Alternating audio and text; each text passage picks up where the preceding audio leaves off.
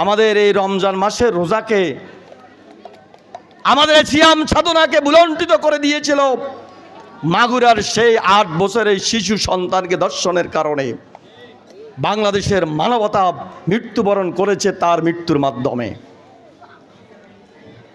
যারা এই কাজটি করেছিল উলাইকা কালা নাম বালহম আদল, এদেরকে মানুষ বলা যায় না, এরা পশুর থেকেও খারাপ, নাকি বলেন? সুতরাং আমরা এই মজলিসটাকে দাবি করি এদেরকে গ্রেপ্তার করে এদেরকে জনসমুদ্রে মৃত্যুদণ্ড কার্যকর করতে হবে, সম্মানিত। তাইলে আমার সেই বোন আসিয়ার আত্মা শান্তি পাবে, আরেকজন আসিয়া বাংলাদেশে দর্শিত হবে না।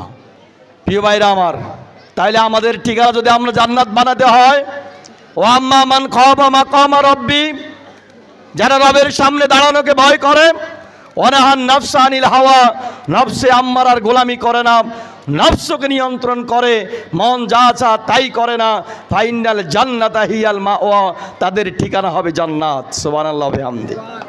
আরেকটা কথা বলে কথা শেষ করতে চাই, সম্মানিত ভাইয়েরাম, এখনো সময় আছে, তাড়াহুড়া করলে লাভ নেই, 5 মিনিটে আমাদের ইফতার বন্টন হয়ে যাবে ইনশাআল্লাহ। তাহলে আসেন, একদিন একটা মজলিসে সাহাবায়ে কেরাম আলোচনা করতে লাগলেন, যদি আমরা জানতাম কোন আমল করলেই সরাসরি জান্নাতে চলে যাওয়া যায়, তাহলে আমাদের জান মাল উৎসর্গ করে আমরা সে আমলটি করতাম। চলো আমরা রাসূলকে এই কথাটা জিজ্ঞাসা করি, কিন্তু রাসূলকে জিজ্ঞাসা করার মতো সাহস কেউ করে নাই। আপনারা কি আমার কথাগুলো বুঝেন ভাই?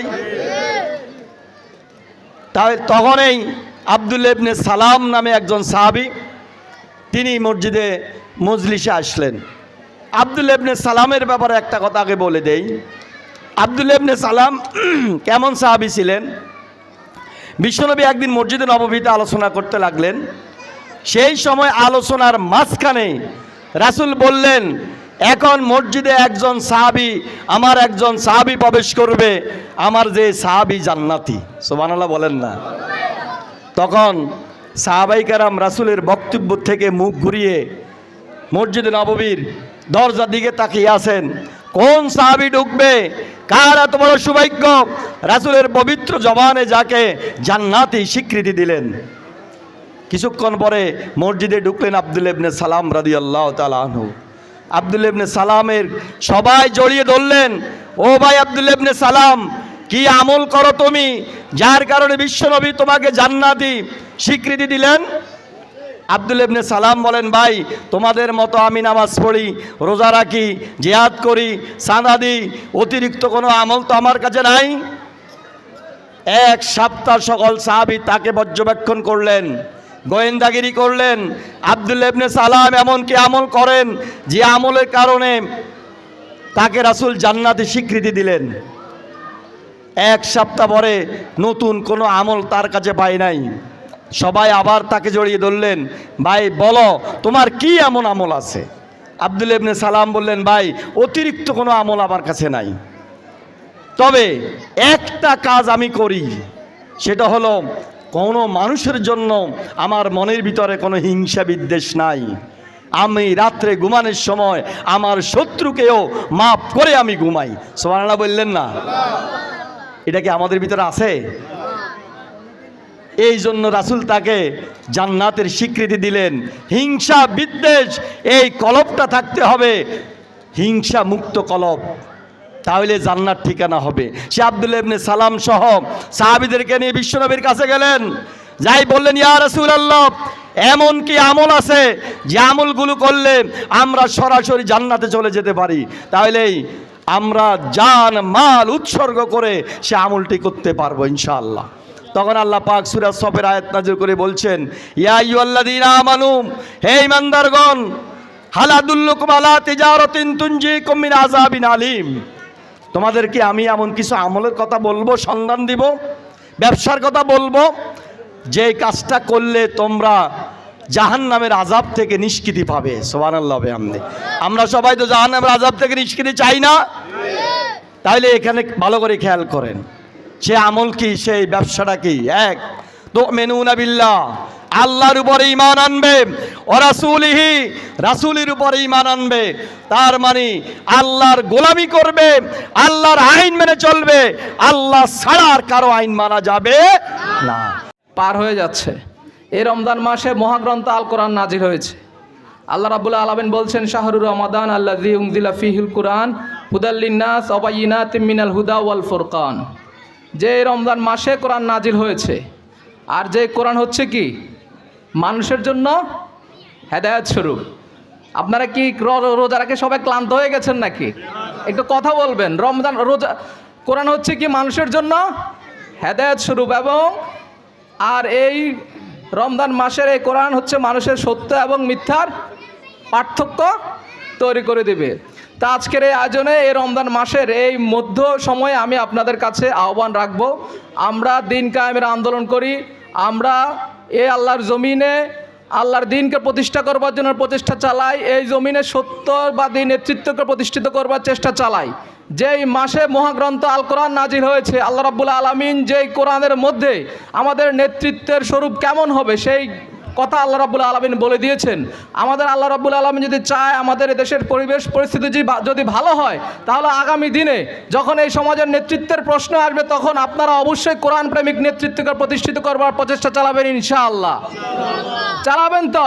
আপনারা জানেন এই জনপদে আমরা ডক্টর মোহাম্মদ রেজাউল করিম ভাইকে আগামী জাতীয় সংসদ নির্বাচনে বাংলাদেশ জামাত ইসলামের পক্ষ থেকে নমিনেশন দেওয়া হয়েছে। তিনি একজন কোরআন প্রেমিক মানুষ এবং কোরআনের একজন সৈনিক, এবং তার সার্বক্ষণিক তিনি কোরআন প্রতিষ্ঠা করবার জন্য প্রচেষ্টা চালিয়ে যাচ্ছেন। সেই ব্যক্তিকে যদি আমরা জাতীয় সংসদে প্রেরণ করতে পারি, তাহলে বাংলাদেশে ইসলামী আন্দোলনের নেতৃত্ব প্রতিষ্ঠা লাভ করবে। আর সেই প্রতিষ্ঠা লাভ করবার ক্ষেত্রে এই জনপদের মানুষ অগ্রণী ভূমিকা পালন করবে ইনশাআল্লাহ। আজকের এই রমজানে ইফতারের পূর্ব মুহূর্তে আমি আপনাদের কাছে সে ওয়াদা পেতে চাই, আপনারা আগামী দিনে সত্য নেতৃত্বকে প্রতিষ্ঠা করবার জন্য সর্বাত্মক প্রচেষ্টা চালাবেন।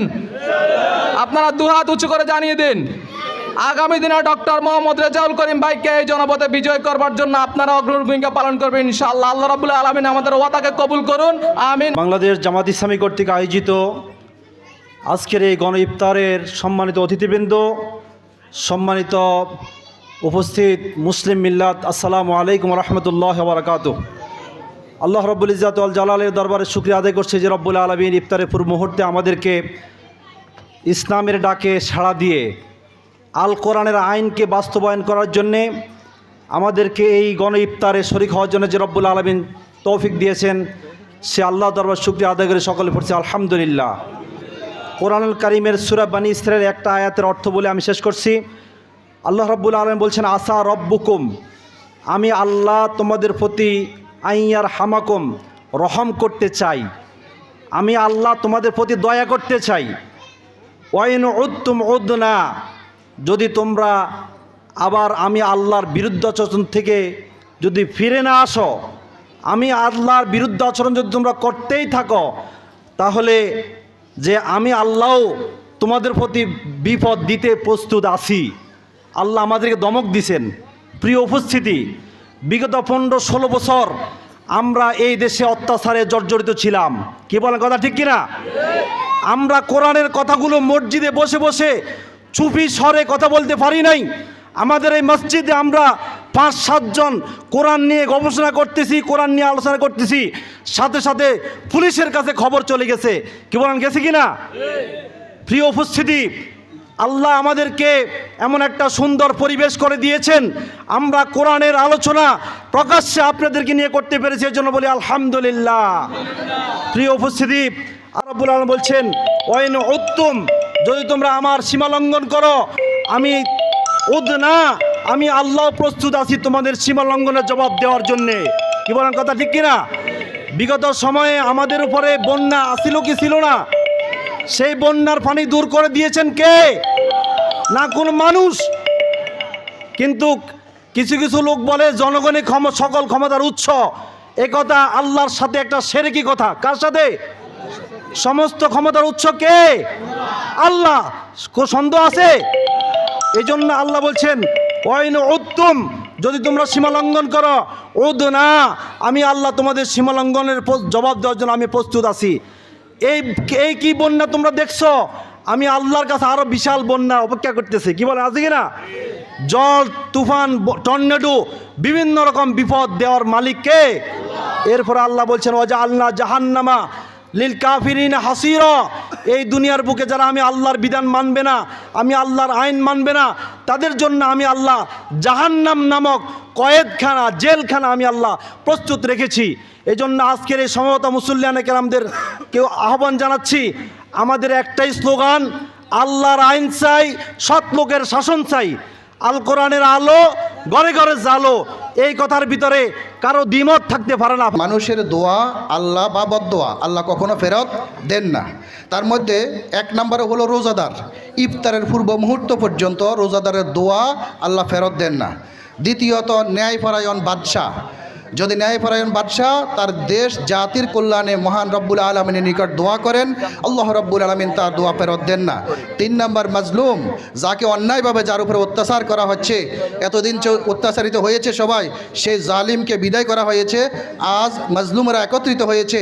সকল মাজলুম যদি একত্রিত হয়ে সবাই এখন রোজাদার, আল্লাহ রসুল বলছেন রোজাদারের দোয়া ইফতারের পূর্ব মুহূর্ত পর্যন্ত আল্লাহর দরবারে কবুল হয়।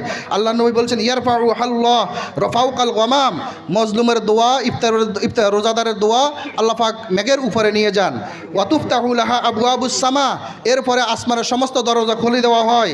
ওয়ায়াকুলুর রব, তখন আল্লাহ রাব্বুল আলামিন বলেন ওয়া ইজ্জাতি ওয়া জালালি লানসুরান্নাকা, আমার ইজ্জত এবং জালালিয়াতের কসম আমি অবশ্যই তোমাদের সাহায্য করব।